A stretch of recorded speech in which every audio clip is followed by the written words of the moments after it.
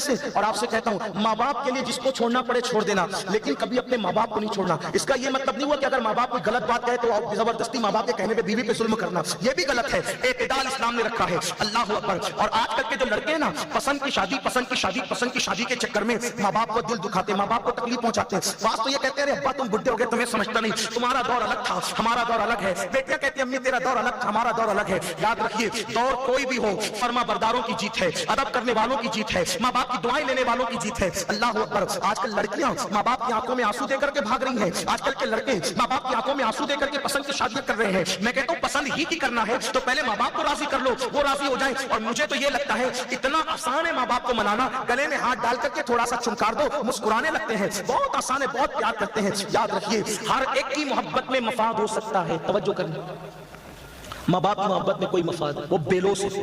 اگر آپ آج یاسین باپو کو چاہتے ہیں تو کیوں چاہتے ہیں؟ پیر ہے اس لیے، سید ہے اس لیے۔ مولانا کو چاہتے ہیں، مولانا ہے۔ قاری صاحب کو چاہتے ہیں، قاری صاحب ہے نا۔ یعنی کہ ہنر آیا تو آپ نے چاہا، فن آیا تو آپ نے چاہا۔ ہماری امی، آپ کی امی اس وقت بھی آپ سے پیار کرتی تھی جب ہم بستر میں پاخانہ کر دیتے تھے۔ آپ بتائیں، ناک بہتی تھی اس وقت ہم کوئی عالم تھے، کوئی حافظ تھے، کوئی قاری تھے، کوئی پیر تھے؟ پتا چلا لوگ ہنر والوں سے پیار کرتے ہیں، ماں باپ ایبیوں سے پیار کرتے ہیں، بے لوث محبت ہے۔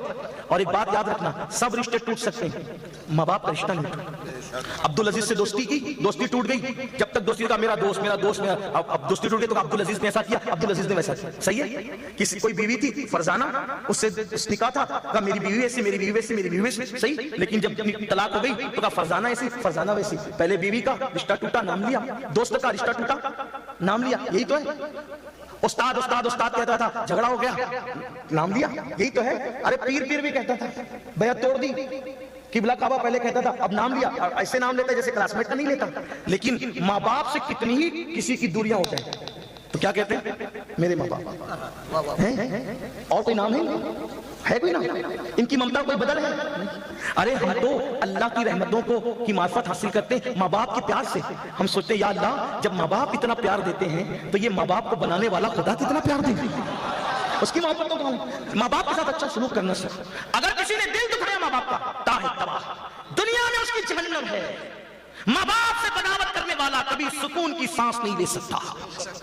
میں آپ لوگوں کو ہمیشہ کہتا ہوں کسی کا خوبصورت چہرہ دیکھنے سے وہ نہیں ملتا جتنا ماں باپ کا جھرری پڑا ہوا چہرہ دیکھنے سے ملتا ہے۔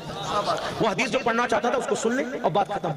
ماں باپ کے ساتھ بے وفائی کرو گے تو انجام کیا ہے، اور نبی رحمت کا ہمارے ساتھ پیار کیا ہے۔ فقی لکھتے ہیں اپنی کتاب میں کہ قیامت کے دن جب سب